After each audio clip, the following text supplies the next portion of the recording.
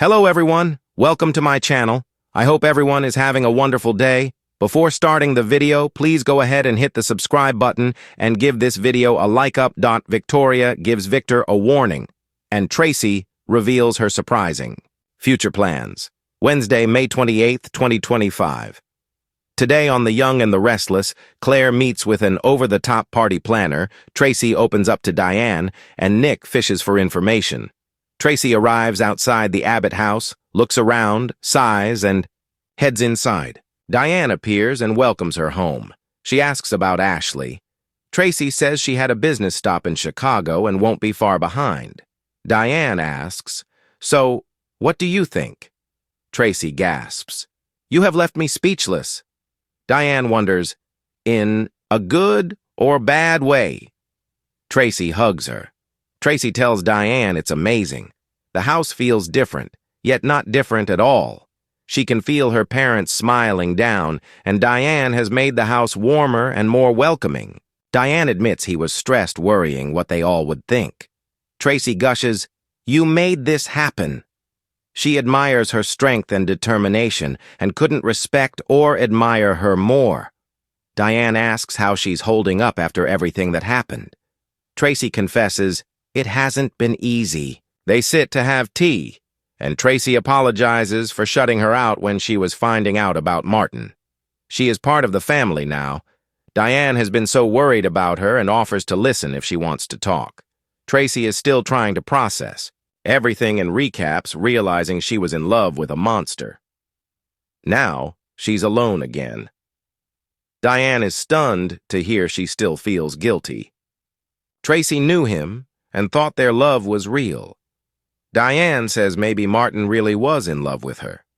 Tracy muses that maybe she was just another experiment or a cover for whatever he was planning. They'll never know why he did what he did. Tracy is haunted by this. She honestly thought she was the most precious thing in his life. He was a tender, gentle man. Diane hedges. You miss him. Tracy misses being loved. She's grateful they know the truth, but was any of it real? She has to live with the not knowing. Diane's so sorry. Tracy's mind keeps asking why she didn't see through his lies. Am I really so needy? Diane tells her no. There is nothing wrong with wanting to be loved. Tracy looks forward to coming to the house and not thinking about what she and Martin shared. That's part of why she likes the remodel. Diane says she fooled all of them and tells her not to doubt her strength or decency. She's too good of a person to deserve this. Tracy agrees.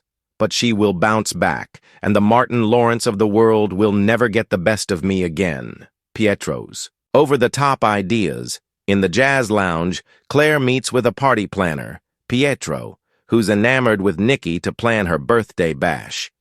He enthuses about printing Nikki's photos on shawls for the guests to wear. Claire looks alarmed and tells him that's not exactly what she had in mind. He suggests a play about her life, but Claire nixes that as well. She was thinking of a more sophisticated approach.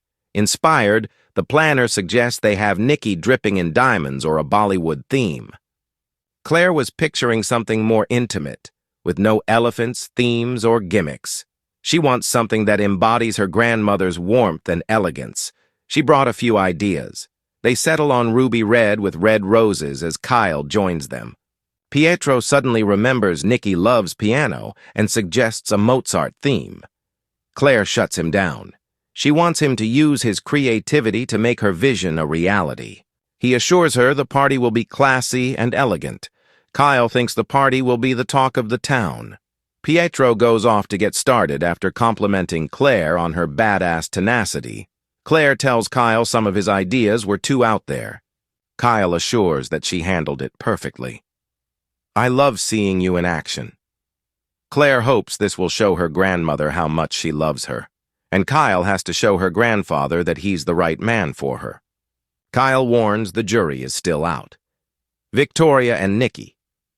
Compare notes at Newman. Victoria admires the locket that her dad gave her mother. She notes that he loves to go big. She thinks Claire inherited that gene. Nikki looks worried and warns there may not be a party at all. If Victor has his way, she's not sure who will be left on the guest list. She updates Victoria on Michael quitting and the tense scene at breakfast. She wonders if Michael and Lauren will come to the party or if Victor will disinvite them. With the mood he's in, he'll probably be fuming at Kyle more than ever. Nikki thinks that Claire's about to learn that changing his mind is next to impossible. Nick plays. Both sides at the club, Nick assures Victor he'll help protect the business and family, but he'll need more information. They recap Michael betraying Victor. Nick tells him he can't fault the guy for putting his marriage first. Victor thinks the Abbotts had something to do with it. Nick asks if he really thinks Jack is an active threat. Jack appears and wants the answer to that as well. Exactly what threat does Victor think he and his family pose? Victor accuses Jack of skulking around. Jack says that's for actual spies. What possible threat could he be? You need some new material, Victor. With that, the mustache gets up and leaves.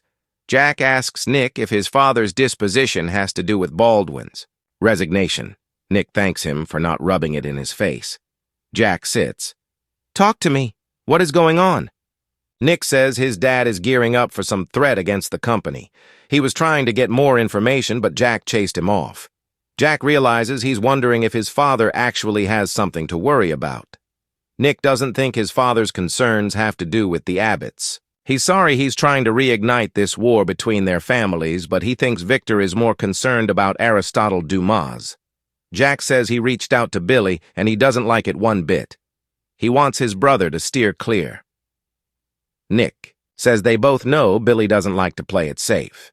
He recommends they don't associate with Dumas if they want to keep things from escalating. Nick can't even understand why Victor sees him as a threat. Dad eats guys like Dumas for breakfast. Jack says Billy made it clear that Dumas is looking into Chancellor. That would put a target on Nicky's back.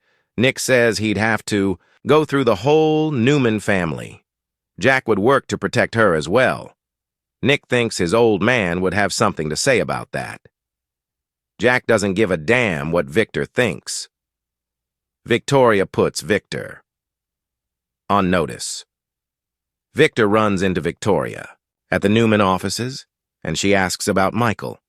Victor snorts that it's not the first time and ends the conversation. They have to talk about Aristotle Dumas, who is circling the company and aiming for Chancellor Industries. Their priority right now is to protect her mother. Victoria asks what he'll do about it. Victor will shove that guy down before he gets anywhere near Chancellor. Victoria will help. She pivots to Claire and the birthday party. Victor's glad she's concentrating on something other than Kyle Abbott. Victoria warns that he needs to back off Kyle. Everyone knows this isn't about protecting Claire, but his feelings toward Jack Abbott. Victor's glad she decided not to move in with him and is sure he'll soon be gone. Victoria won't let him do to Claire what he did to her. Victor should have done more to the men in her life. Maybe she wouldn't have been divorced so many times. Victoria warns again if he does anything to break up Claire and Kyle, she'll never forgive him. He tells his daughter to have a nice day as she storms out. Nikki turns up in the office next and asks her husband what he and Victoria argued about. She guesses Kyle and Claire. Victor says these arguments are useless. He knows Kyle will bring nothing but misery to their granddaughter. Nikki protests that Claire is happy and in love. Talk turns to Michael. Nikki understands him having a stiff upper lip, but he must be hurting. Victor doesn't want her worrying and plans to distract her. Victor promised Nikki a gift a day until her birthday and hands one over. It's a music box that plays one of the first piano pieces she ever played for him. Victor found someone to refurbish the box and put that music inside. She loves it and loves him. They kiss and think of the memories. He tells her he loves to make her happy. Nikki says, "In that case, I have a request." The best gift he could give her is honesty. She knows he's concerned about the threat Dumas poses to Chancellor and is upset about Michael. She's worried. that without him, he might wage a battle against the Abbotts. She wants a promise that he won't attack them until after her party. Victor sighs. I promise you that, okay? She says, okay. Helping Harrison in the jazz lounge, Kyle tells Claire that Harrison is struggling with what to get Nikki for her birthday. Since Summer isn't here, he wants Claire's help. She'd love to. Jack arrives at home and enthusiastically embraces Tracy, who explains Ashley will be along soon. She gushes over the house and thinks their sister will love it. Jack teases that he's thinking about asking Diane to redo Jabot. Diane's still recovering from this. She laughs. Jack checks in with Tracy, who admits she isn't better yet. She recalls how she spent time in New York going over and over what happened. Ashley was there and could comfort her as no one else could. She found solace in her work. She's decided to turn her ordeal into a novel. It's cathartic. Jack finds this brave in with Harrison. Diane runs over to embrace Tracy. She laughs. This was exactly what she needed. They discuss the kid needing a good idea for Nikki's birthday. He wants it to be epic. Kyle and Harrison head to the kitchen and Tracy goes upstairs. Diane tells Jack she thinks his sister will be okay. Jack says once Ashley is back, his world will be complete.